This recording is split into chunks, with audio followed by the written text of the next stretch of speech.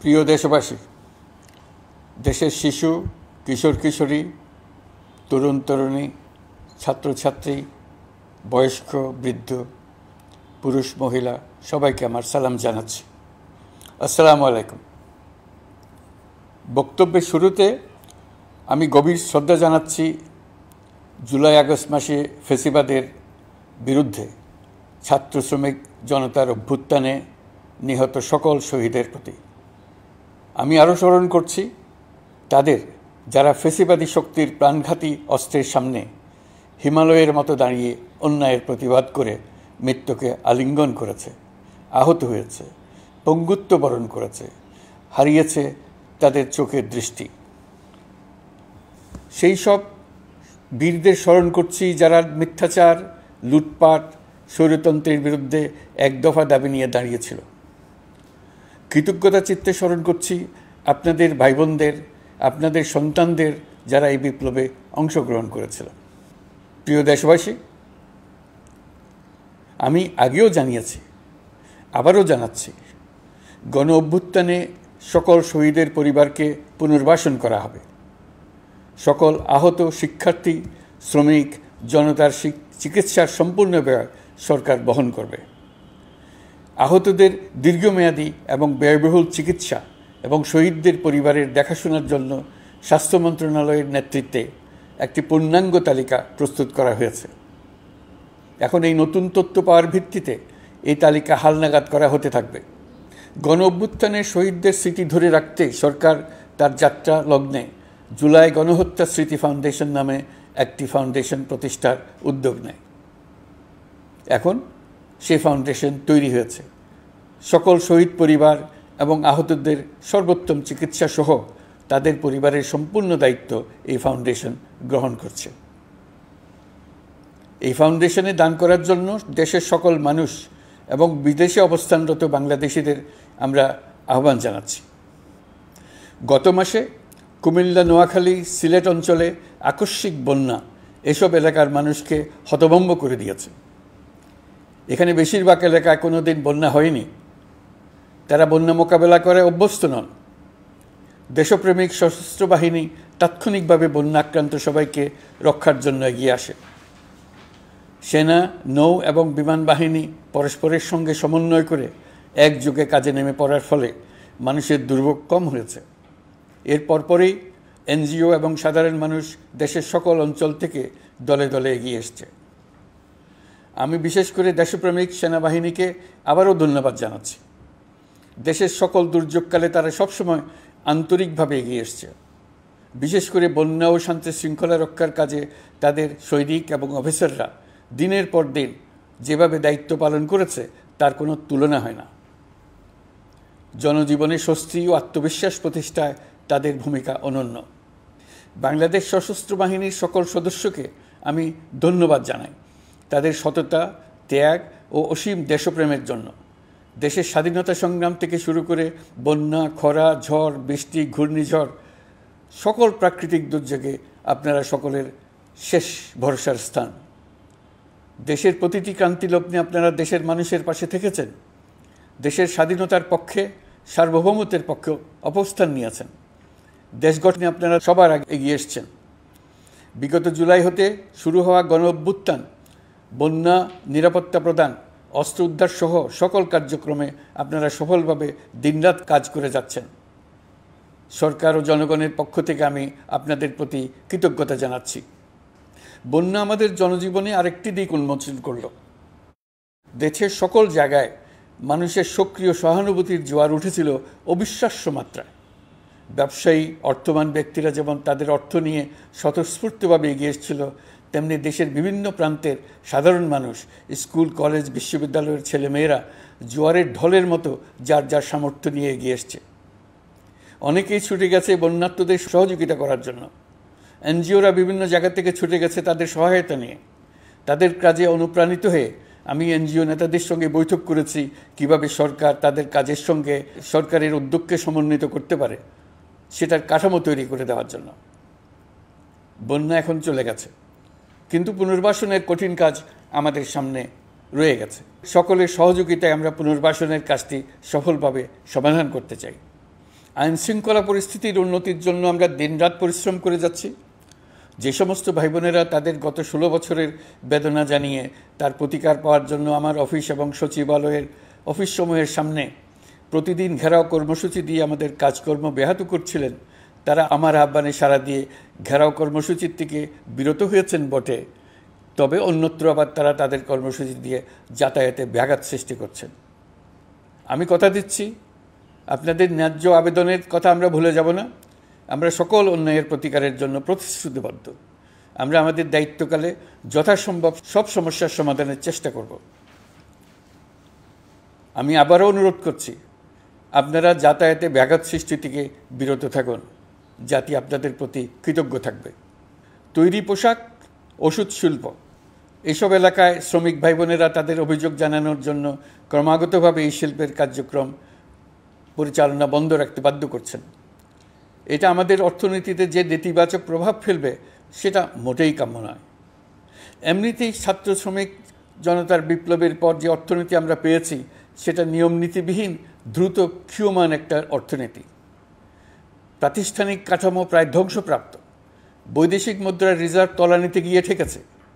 আমরা এই অর্থনীতিতে প্রাণ সঞ্চারের চেষ্টা করছি, আমাদের উদ্যোগে সাড়াও পাচ্ছি। ঠিক এই সময়ে আমাদের শিল্প কারখানাগুলো বন্ধ হয়ে যাক, অকার্যকর হয়ে যাক, এটা আমাদের অর্থনীতিতে বিরাট আঘাত পড়বে। সেটা কিছুতেই আমাদের কাম্য হতে পারে না। শ্রমিক ভাই বোনদের অনেক দুঃখ আছে, কিন্তু সেই দুঃখ প্রকাশ করতে গিয়ে আপনাদের মূল জীবিকা বন্ধ হওয়ার উপক্রম হলে সেটা ঠিক হবে না। দেশের অর্থনীতি ধ্বংসপ্রাপ্ত হলে সেটা ঠিক হবে না। শ্রমিক মালিক উভয়ের পক্ষে আলোচনা করে এইসব সমস্যার সমাধান আমরা অবশ্যই বের করব। আপনারা কারখানা খোলা রাখুন, অর্থনীতির চাকা সচল রাখুন, দেশের অর্থনীতিকে সোজা হয়ে দাঁড়াতে দিন। আমরা আপনাদের সমস্যার স্থায়ী সমাধান বের করার জন্য সর্বশক্তি প্রয়োগ করব। মালিক পক্ষের কাছে আমাদের আবেদন, আপনারা শ্রমিকদের সঙ্গে বোঝাপড়া করুন, কারখানা সচল রাখুন, অর্থনীতির দুর্বল স্বাস্থ্যকে সবল করে তুলুন। ওষুধ শিল্প এবং তৈরি পোশাক শিল্প দেশের গৌরব। এর মাধ্যমে আমাদের শ্রমিক ভাই বোনেরা তাদের কর্মকুশলতা বিশ্বকে মুগ্ধ করেছে। এর সাফল্য এখন থমকে আছে। আমরা এই দুই শিল্পকে তাদের সম্ভাব্য শীর্ষে নিয়ে যেতে চাই। দুর্বল করার তো প্রশ্নই ওঠে না। এই দুই শিল্পের কোথায় কোথায় বাধা আছে, সমস্যা আছে, সেগুলো চিহ্নিত করে তাকে বাধামুক্ত করতে চাই। আমরা বিদেশি ক্রেতাদের একত্রিত করে তাদের সহযোগিতা চাইব, যেন বাংলাদেশের এই শিল্প দুটি বিশ্বের অন্যান্য দেশের চাইতে বেশি আস্থাযোগ্য হয়ে গড়ে উঠতে পারে। সব কিছুই সম্ভব যদি আমরা শ্রমিক মালিক সম্পর্কটা একটা নির্ভরযোগ্য, আনন্দদায়ক করে গড়ে তুলতে পারি। আমাদের সরকারের প্রথম মাস কাটল। দ্বিতীয় মাস থেকে আমরা নতুন বাংলাদেশ গড়ার ভিত্তি হিসেবে নতুন শ্রমিক মালিক সম্পর্কের সূচনা করতে চাই। এটা দেশের সবার কাম্য। দেশের নতুন প্রজন্ম নির্ভয়ে যেন তাদের ভবিষ্যৎ নিয়ে এগিয়ে যেতে পারে, আমরা সেই লক্ষ্যে কাজ করছি। আমাদের দায়িত্ব অনেক। ন্যায়ভিত্তিক একটা সমাজ গড়ে তোলার জন্য একসাথে অনেকগুলো কাজ আমাদের হাত দিতে হবে। 1 জুলাই থেকে 5 আগস্ট পর্যন্ত ছাত্র জনতার গণ আন্দোলনকে দমন করতে যেসব ফৌজদারি মামলা দায়ের করা হয়েছিল, এর মধ্যে হত্যা মামলা ছাড়া বাকি প্রায় সকল মামলা প্রত্যাহার করা হয়েছে। এইসব মামলায় গ্রেফতারকৃত সকলে মুক্তি পেয়েছেন। দায়িত্ব গ্রহণের শুরুতেই অন্তর্বর্তীকালীন সরকার বিচার বিভাগের বড় সংস্কারের কাজে হাত দিয়েছে। যোগ্যতম ব্যক্তিকে প্রধান বিচারপতি নিয়োগ দেওয়াতে মানুষের মনে নতুন আশার সঞ্চার হয়েছে। আপিল বিভাগের বিচারপতি নিয়োগ, অ্যাটর্নি জেনারেল নিয়োগ এবং অন্যান্য নিয়োগগুলি অতি গুরুত্বপূর্ণ নিয়োগ, যেগুলো সবকটাই সম্পন্ন হয়েছে। সন্ত্রাস দমন আইন ও ডিজিটাল সাইবার নিরাপত্তা আইনে দায়েরকৃত মিথ্যা হয়রানিমূলক মামলাগুলো প্রত্যাহার করা হচ্ছে। সাইবার নিরাপত্তা আইন সহ বাংলাদেশে বিদ্যমান সকল কালো আইনের তালিকা করা হয়েছে। অতি সত্বর এই সকল কালো আইন বাতিল ও প্রযোজ্য ক্ষেত্রে সংশোধন করা হবে। সাংবাদিক সাগর রনি হত্যাকাণ্ড সহ বহুল আলোচিত 5টি হত্যাকাণ্ডের তদন্ত ও বিচার অগ্রাধিকার ভিত্তিতে ও দ্রুততম সময়ে নিষ্পত্তির জন্য সহায়তা প্রদান করা হচ্ছে। সম্প্রতি আমরা বলপূর্বক গুম থেকে সকল ব্যক্তির সুরক্ষার জন্য আন্তর্জাতিক কনভেনশনের সনদে স্বাক্ষর করেছি। ফলে স্বৈরাচার দ্বারা প্রতিষ্ঠিত গুম সংস্কৃতির সমাপ্তি ঘটানোর জন্য আন্তর্জাতিকভাবে আমরা প্রতিজ্ঞাবদ্ধ হলাম। এছাড়া আমরা ফেসিবাদ শাসনের 15 বছরে গুমের প্রতিটি ঘটনা তদন্ত করার জন্য পৃথক একটা কমিশন গঠন করছি। যেসব পরিবার তাদের নিখোঁজ পিতা, স্বামী, পুত্র এবং ভাইদের পাওয়ার জন্য বছরের পর বছর যন্ত্রণার সাথে অপেক্ষা করছেন, আমরা আপনাদের বেদনায় সমব্যথী। আয়নাঘরগুলো বন্ধ করে দেওয়া হয়েছে এবং সেই সাথে বের হয়ে আসছে ফ্যাসিস্ট হাসিনা সরকারের গুমের শিকার ভাই বোনদের কষ্ট ও যন্ত্রণা গাথা। আমাদের তরুণ প্রজন্মের ভবিষ্যৎ যেন উজ্জ্বল হয়, সেটা নিশ্চিত করতে শিক্ষা ব্যবস্থার দিকে আমাদের পূর্ণ নজর রয়েছে। ইতিমধ্যে প্রথম শ্রেণী থেকে দ্বাদশ শ্রেণী পর্যন্ত বর্তমানের ত্রুটিপূর্ণ শিক্ষাক্রম পরিবর্তন করা হয়েছে। বই সংশোধন ও পরিমার্জনের কাজ শেষ পর্যায়ে আছে।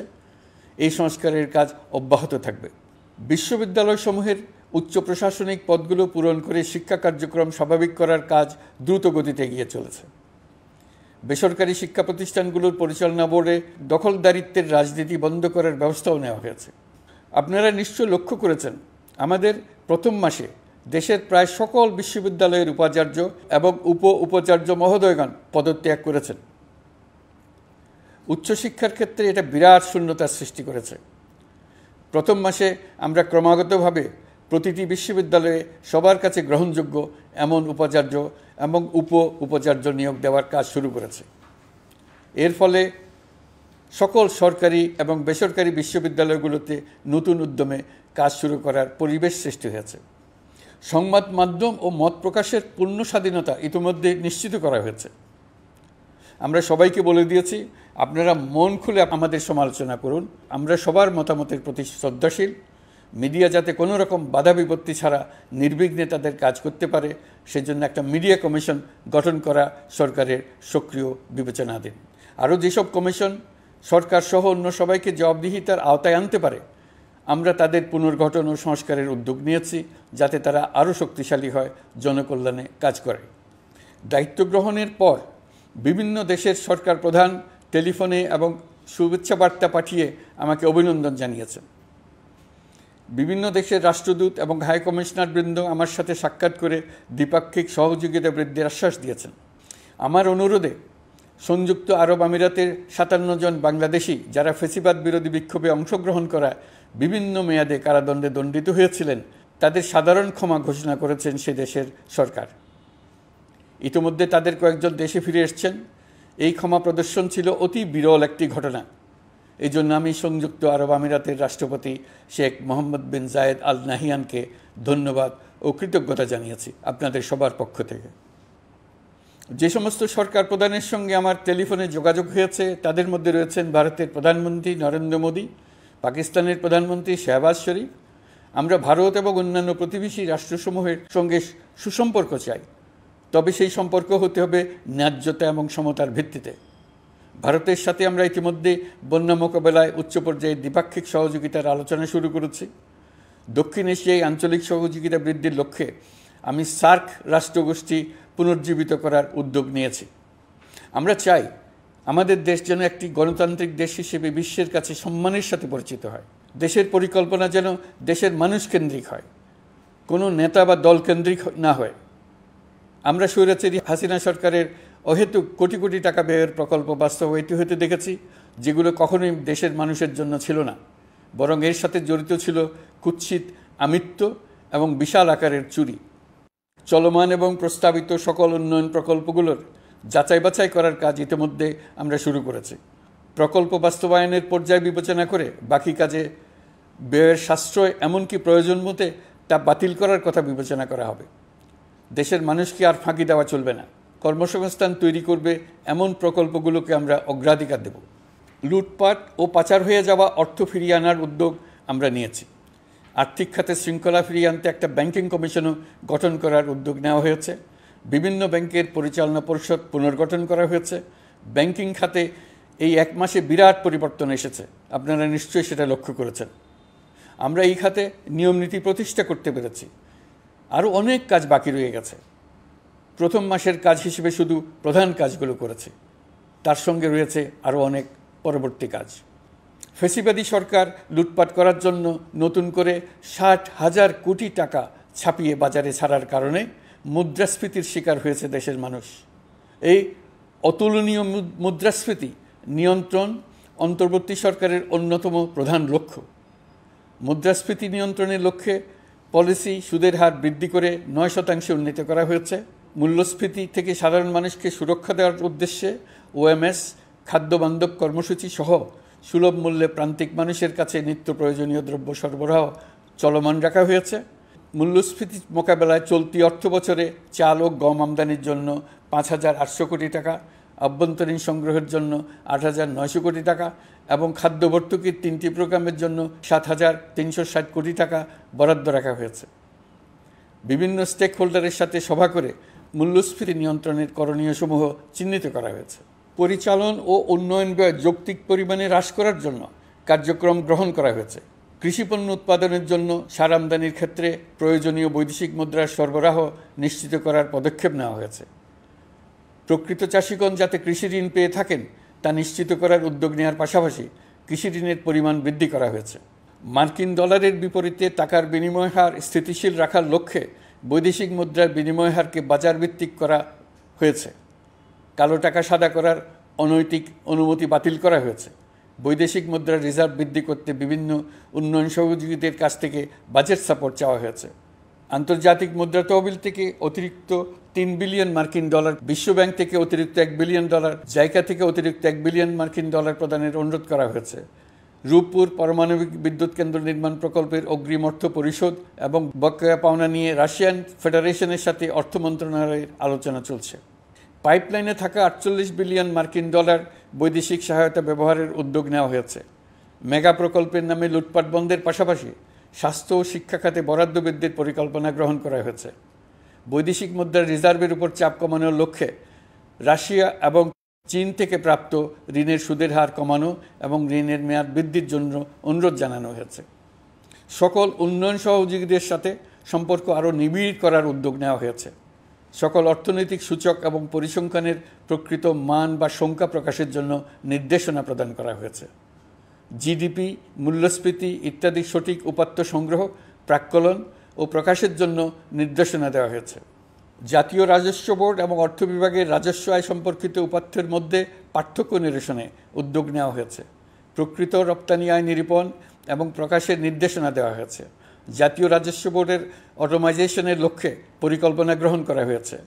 পুঁজিবাজারকে স্বাভাবিক ধারায় ফিরিয়ে আনতে সিকিউরিটি এক্সচেঞ্জ কমিশন পুনর্গঠন করা হয়েছে। নিত্য প্রয়োজনীয় পণ্য সামগ্রীর সরবরাহ স্বাভাবিক রাখার নিমিত্তে ব্যবসায়ী, শিল্প মালিক ও ব্যবসায়ী সংগঠনের সাথে সভা করা হচ্ছে এবং তাদের মতামতের ভিত্তিতে বিভিন্ন ব্যবস্থা গ্রহণ করা হচ্ছে। বিদ্যমান মজুদ ও ঘাটতি মূল্যায়ন করে ভবিষ্যৎ চাহিদা পর্যালোচনা করে স্থানীয় উৎপাদন বৃদ্ধির পাশাপাশি আমদানি পর্যায়ে বিভিন্ন জটিলতা দূরীকরণ, বন্দর ও বড় মোকামসহ পরিবহন ব্যবস্থার বিভিন্ন সমস্যা সমাধানে সংশ্লিষ্ট সকল মন্ত্রণালয়, দপ্তর, বিভাগকে প্রয়োজনীয় নির্দেশ দেওয়া হয়েছে। এই জন্য তেল, চিনি, ডিম ও মাংস উৎপাদনকারী বৃহৎ প্রতিষ্ঠানসমূহের সাথে সভা ও মতবিনিময় করা হচ্ছে। নিত্য প্রয়োজনীয় কিছু দ্রব্যাদি যেমন পেঁয়াজ, আলু এসবের দাম আরও কমানোর জন্য বিদ্যমান শুল্ক হার হ্রাসের বিষয়ে এনবিআরকে প্রয়োজনীয় নির্দেশনা দেওয়া হয়েছে। ইতোমধ্যে এনবিআর পেঁয়াজ, আলু ও কতিপয় কীটনাশকের ক্ষেত্রে আমদানি শুল্ক হ্রাস এবং ক্ষেত্র বিশেষে রেগুলেটরি শুল্ক প্রত্যাহার করে এসআরও জারি করেছে। নিম্ন আয়ের 1 কোটি পরিবারকে টিসিবির মাধ্যমে হ্রাসকৃত মূল্যে কিছু পণ্য যেমন পরিবার প্রতি চাল মাসে 5 কেজি, সয়াবিন তেল মাসে 2 কেজি, মসুর ডাল মাসে 2 কেজি দেওয়া হচ্ছে। এটি সামনের দিনগুলোতে অব্যাহত রাখা হবে। সরকার দায়িত্ব গ্রহণের পর জনপ্রত্যাশা অনুযায়ী বিদ্যুৎ, জ্বালানি ও খনিজ সম্পদ মন্ত্রণালয় হতে বিদ্যুৎ ও জ্বালানির দ্রুত সরবরাহ বৃদ্ধি আইনের অধীনে চলমান সকল প্রকার নেগোসিয়েশন, প্রকল্প বাছাই এবং ক্রয় প্রক্রিয়াকরণ কার্যক্রম আপাতত স্থগিত করা হয়েছে। গত 1.5 দশকে এই আইন ব্যবহার করে লক্ষ কোটি টাকা লুটপাট হয়েছে। বিদ্যুৎ, জ্বালানি ও খনিজ সম্পদ মন্ত্রণালয়ের আওতাধীন কোম্পানিসমূহে অধিকতর স্বচ্ছতা ও জবাবদিহিতা আনার লক্ষ্যে কোম্পানিসমূহের পরিচালনা পর্ষদ পুনর্গঠন করা হয়েছে। প্রকৌশল, ভূতত্ত্ব এবং খনিজ হিসাব বিষয়ে অধ্যয়ন করেছে এমন ছাত্র প্রতিনিধি অন্তর্ভুক্ত করার জন্য উদ্যোগ গ্রহণ করা হয়েছে।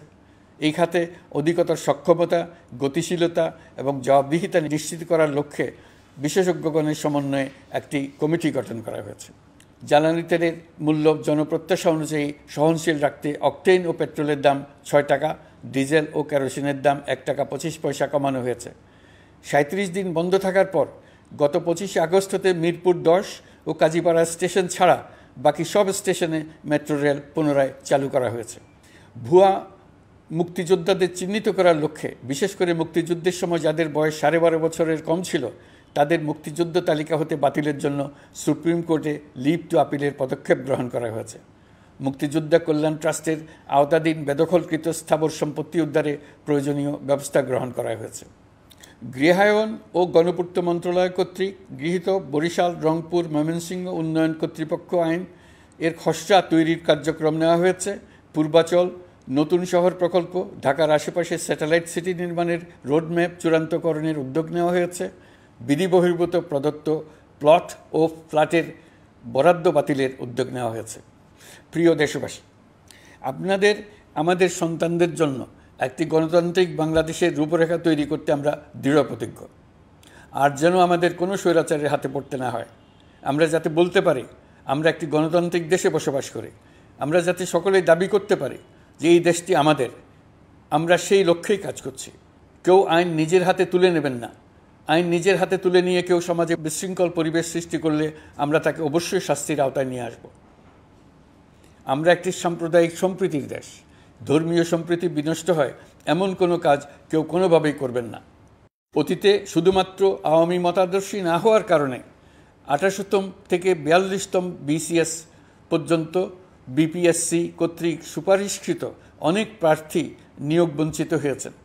8ই আগস্ট পরবর্তী সময়ে এর মধ্যে এদের 259 জনকে নিয়োগ দেওয়া হয়েছে। মাঠ প্রশাসনকে জনবান্ধব এবং দুর্নীতিমুক্ত জবাবদিহিমূলকভাবে গড়ে তোলার জন্য সব ধরনের উদ্যোগ নেওয়া হয়েছে। সরকারি কর্মচারীদের বাধ্যতামূলকভাবে সম্পদ বিবরণী দাখিলের নির্দেশ দেওয়া হয়েছে এবং এটা প্রতি বছর তাদেরকে করতে হবে। ধ্বংস হয়ে পড়া একটা জনপ্রশাসনকে নিয়ে যাত্রা শুরু করেছি। মন্ত্রণালয়গুলোর উচ্চতম পদে যারা নিয়োজিত ছিলেন তারা অনেকে দায়িত্ব ছেড়ে চলে গেছেন, কিংবা পদে থাকলেও সহকর্মীদের চাপের মুখে কাজ করতে পারছিলেন না, বাধ্য হয়ে পদত্যাগ করেছেন। আর যারা 16 বছরের স্বৈরাচারী শাসনের আমলে পদত্যাগে বাধ্য হয়েছিলেন কিংবা দায়িত্ববিহীন অবস্থায় একই পদে থেকে বাধ্য হয়েছেন, তাদের সবার কথা বিবেচনা নিয়ে জনপ্রশাসনকে নতুন করে দাঁড় করানোই ছিল আমাদের প্রথম মাসে কঠিনতম সময়। আবার সকল সমস্যার সমাধান করে একটি নতুন জনপ্রশাসন কাঠামো দাঁড় করাতে পেরেছি, এটাই আমাদের প্রথম মাসের সবচাইতে বড় অর্জন। আমার বিশ্বাস এই জনপ্রশাসন জনগণের ইচ্ছা পূরণে সর্বোচ্চ অবদান রাখতে পারবে। অতি স্বল্প জনবল নিয়ে দাপ্তরিক কার্যক্রম শুরু করা হলেও প্রথম দিকে বিভিন্ন মন্ত্রণালয় ও বিভাগ থেকে পাঠানো বিবিধ প্রস্তাব দ্রুত গতিতে এবং আইনগত সমস্ত বাধ্যবাধকতা মেনে সিদ্ধান্ত নেওয়া হয়েছে। গত 1 মাসে বিভিন্ন মন্ত্রণালয় ও বিভাগ 198টি অতি গুরুত্বপূর্ণ বিষয়ে সিদ্ধান্ত নিয়েছে। জনপ্রশাসনের 135 জন অতিরিক্ত সচিব, 227 জন যুগ্ম সচিব এবং 120 জন উপসচিবকে পদোন্নতি প্রদান করা হয়েছে। 59টি জেলার জেলা প্রশাসককে প্রত্যাহার করা হয়েছে এবং নতুন 59 জন জেলা প্রশাসককে নিয়োগ দেওয়া হয়েছে। 67 জন কর্মকর্তার চুক্তিভিত্তিক নিয়োগ বাতিল করা হয়েছে। 10 জন যুগ্ম সচিব, 8 জন অতিরিক্ত সচিব, 6 জন সচিবকে ওএসডি করা হয়েছে। বাংলাদেশ পুলিশের 80 জন ডিআইজি, 30 জন পুলিশ সুপার সহ 110 জনকে পদোন্নতি প্রদান করা হয়েছে। 1 জন ডিআইজি, 1 জন এডিশনাল ডিআইজি, 4 জন পুলিশ সুপারকে চাকরিতে পুনর্বহাল করা হয়েছে। আইজিপি সহ 10 জন অতিরিক্ত আইজি, 88 জন ডিআইজি, 21 জন এডিশনাল ডিআইজি, 177 জন পুলিশ সুপার সহ মোট 297 জন কর্মকর্তাকে বদলি করা হয়েছে। ছাত্র শ্রমিক জনতার বিপ্লবের মূল লক্ষ্য ছিল গণভবন। এটা ছিল স্বৈরাচারের কেন্দ্রবিন্দু। এই সরকার বিপ্লবের প্রতি সম্মান দেখিয়ে গণভবনকে বিপ্লবের জাদুঘর হিসেবে ঘোষণা দিয়েছে। ছাত্র জনতার ক্ষোভকে স্থায়ীভাবে তুলে ধরার জন্য গণভবনের আর কোনো সংস্কার করা হবে না। ছাত্র জনতার ক্ষোভের মুখে তা যে অবস্থায় দাঁড়িয়েছিল সেই অবস্থায় তাকে রাখা হবে। যেসব মূল্যবান সামগ্রী জনতা নিয়ে গিয়েছিল সেগুলো অনেক ফেরত দিয়ে গেছেন। যারা নিয়ে গিয়েছেন তারা নিজেরাই ফেরত দিয়ে গেছেন। তাদের আমরা দেশবাসীর পক্ষ থেকে ধন্যবাদ জানাচ্ছি। আরও কিছু জিনিস পাওয়া যায়নি, যারা নিয়ে গেছেন তাদের কাছে আমাদের অনুরোধ থাকবে তারা যেন এইসব সামগ্রী ফেরত দিয়ে যান। আমরা উল্লেখ করব এইসব বিক্ষুব্ধ জনতা নিয়ে গিয়েছিল, কিন্তু বিজয়ের পর তারা আবার জাদুঘরে প্রতি সম্মান দেখিয়ে এগুলো ফেরত দিয়ে গিয়েছেন। আমরা নতুন বাংলাদেশকে একটা পরিবেশ বান্ধব এবং জীববৈচিত্র্যময় দেশ হিসেবে গড়ে তোলার উদ্যোগ নিয়েছি। এটি তরুণদের আকাঙ্ক্ষা, আমাদের সবারই আকাঙ্ক্ষা। সেই লক্ষ্যে আমি প্রথমেই একটি ক্ষুদ্র পদক্ষেপ নিয়েছি। আমার বাসভবন এবং সমগ্র সচিবালয়ে প্লাস্টিকের পানির বোতল ব্যবহার নিষিদ্ধ করেছে। ইতিমধ্যে সুপার শপগুলোতে পলিথিনের শপিং ব্যাগ ব্যবহার বন্ধ করার উদ্যোগ নেওয়া হয়েছে। গত কয়েক দশকে যে পরিমাণ নদী দূষণ হয়েছে, আমরা তা বন্ধ করার উদ্যোগ নিয়েছি।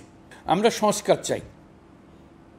আমাদের একান্ত অনুরোধ, আমাদের উপর যে সংস্কারের গুরু দায়িত্ব দিয়েছেন, সেই দায়িত্ব দিয়ে আপনারা দর্শকের গ্যালারিতে চলে যাবেন না। আপনারা আমাদের সঙ্গে থাকুন, আমরা একসঙ্গে সংস্কার করব। এটা আমাদের সবার দায়িত্ব। আপনারা নিজ নিজ জগতে সংস্কার আনুন। একটা জাতির সংস্কার শুধু সরকারের সংস্কার হলে হয় না। আপনি ব্যবসায়ী হলে আপনার ব্যবসায়ী সংস্কার আনুন। ব্যবসায়ী গোষ্ঠীরা তাদের নিজ নিজ সমিতির মাধ্যমে সংস্কার আনুন। সমিতিতে সংস্কার আনুন। নতুন করে সমিতি গঠনতন্ত্র সংশোধন করুন। আপনি শ্রমিক হলে আপনার ক্ষেত্রে আপনি সংস্কার করুন। আপনি রাজনৈতিক নেতাকর্মী হলে আপনার ক্ষেত্রে সংস্কার করুন। আপনি প্রতিষ্ঠান প্রধান হলে আপনার প্রতিষ্ঠানে সংস্কার আনুন। আমি এটাকে সুযোগ হিসেবে গ্রহণ করার জন্য সবাইকে আহ্বান জানাচ্ছি।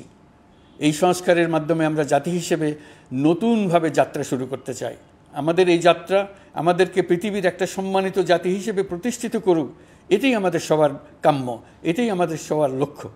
গত এক মাসে আমি বেশ কিছু রাজনৈতিক দলের সঙ্গে পৃথকভাবে বসছি, তাদের সঙ্গে মতামত বিনিময় করেছি।